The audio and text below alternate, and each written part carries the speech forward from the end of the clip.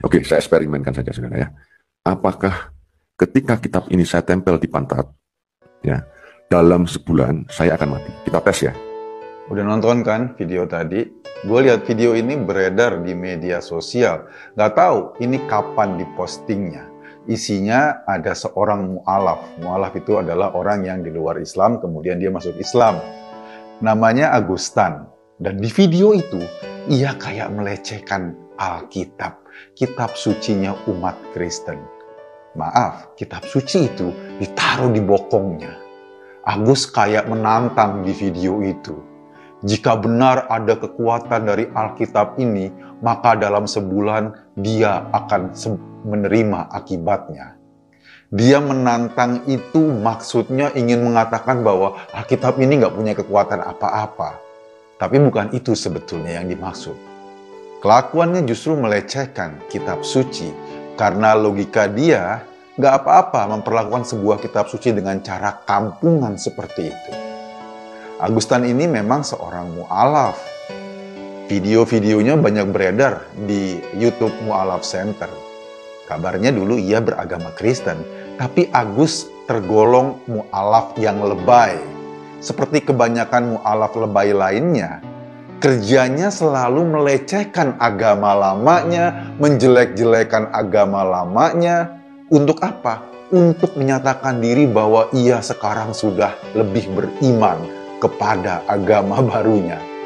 Artinya, dari sisi pondasi menurut gue ya, para mu'alaf lebay yang sering melecehkan agama lamanya ini sebetulnya ia nggak pernah bisa move on.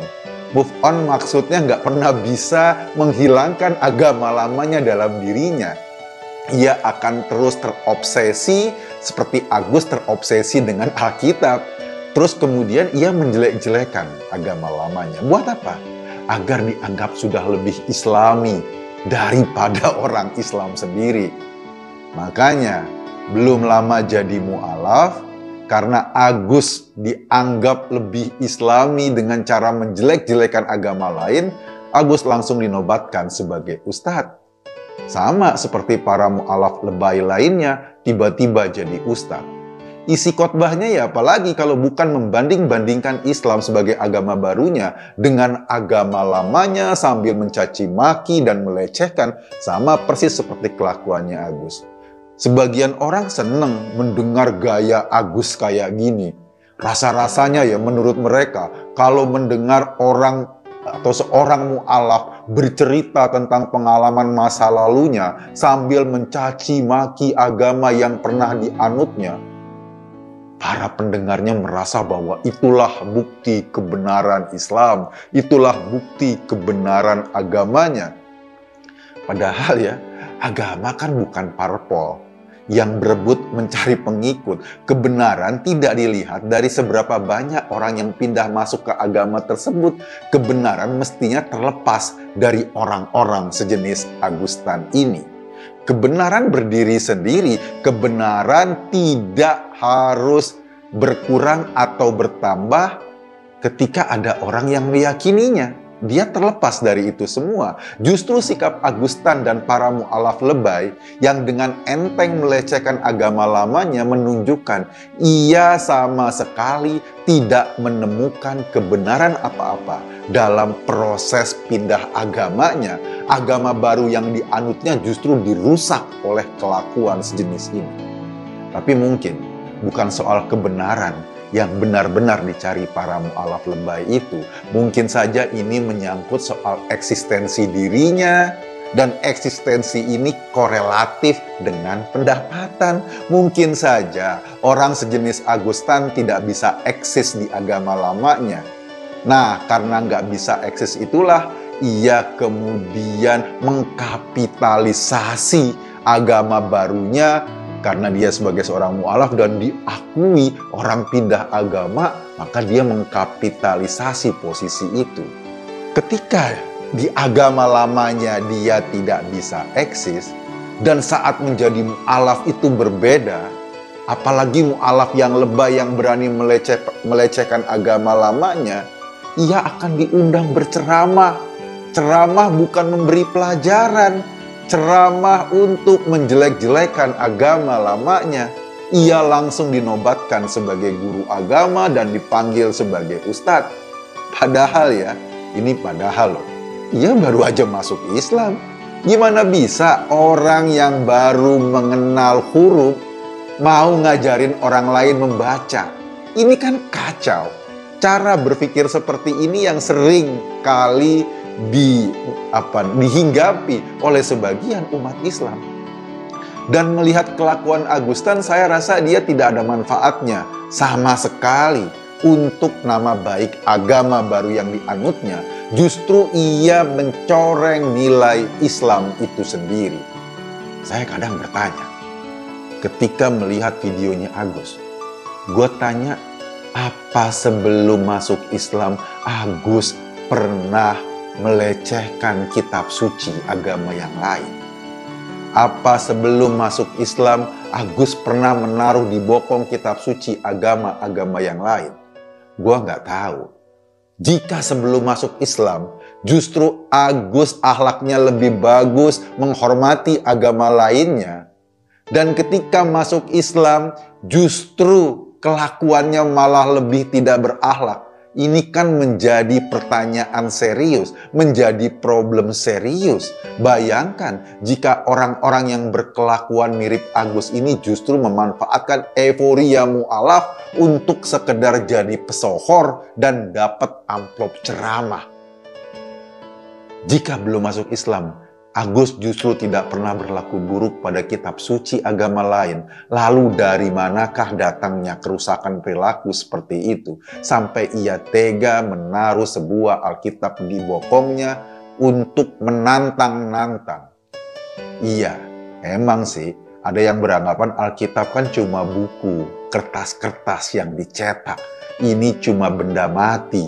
Isinya memang ajaran yang diyakini kebenarannya oleh umat Kristen. Ketika Agus menaruh buku Alkitab itu di bokongnya, ia sebetulnya tidak melecehkan ajaran Kristen. Ia cuma memperlakukan buruk sebuah benda. Tapi menurut gua nggak gitu cara berpikirnya. Gua juga pernah nulis buku. Kalau ada orang yang naruh buku gua di bokong sambil menghina-hina, gua pasti tersinggung.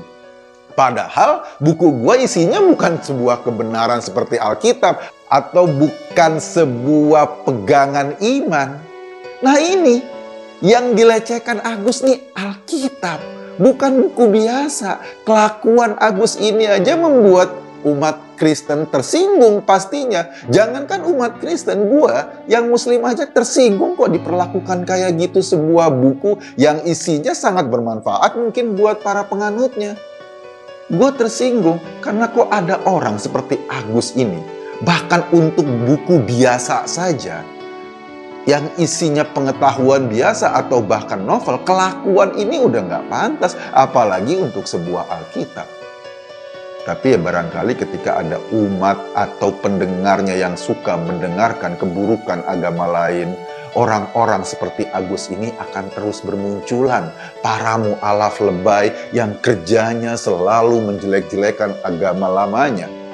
Dan itu tidak ada manfaatnya sama sekali bagi kehidupan kita. Apakah itu memberi manfaat umat Islam? Ya enggak. Enggak sama sekali. Kelakuan Agus sekali lagi justru mencoreng Islam sebagai agama akhlak.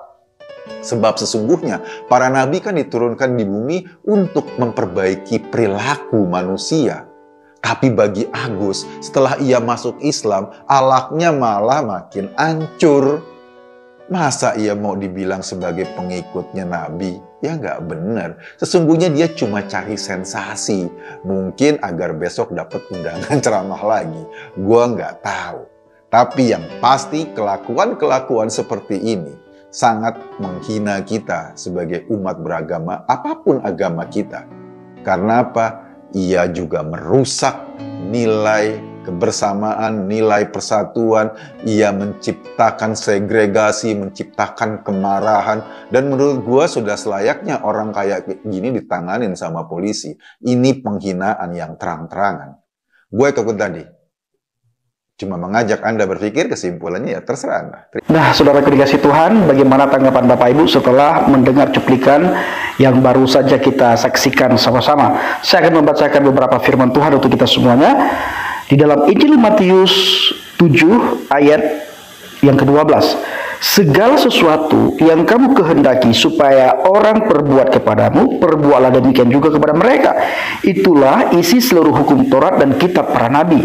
Masuklah melalui pintu yang sesak itu, karena lebarlah pintu dan luaslah jalan yang menuju kepada kebinasaan, dan banyak orang yang masuk melaluinya.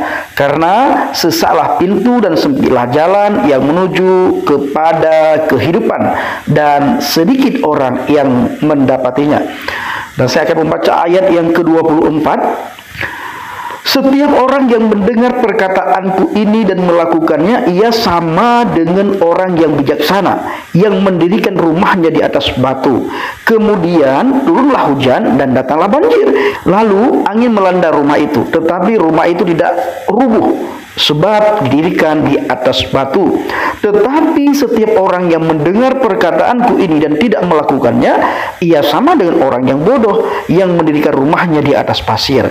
Kemudian turunlah hujan dan datanglah banjir, lalu angin melanda rumah itu, sehingga rubuhlah rumah itu dan hebatlah kerusakannya. Terima kasih, kiranya video singkat ini menjadi pelajaran bagi kita, menjadi pengajaran bagi kita. Kita berjalan di dalam masing-masing, ikuti, taati apa kata firman Tuhan. Dan begitu juga teman-teman kita dari seberang, tidak menghina, mencemooh, mencaci maki iman kami. Nanti ketika kami balas, kalian tersinggung, lalu mainlah ke ranah hukum. Tidak boleh ya. Terima kasih.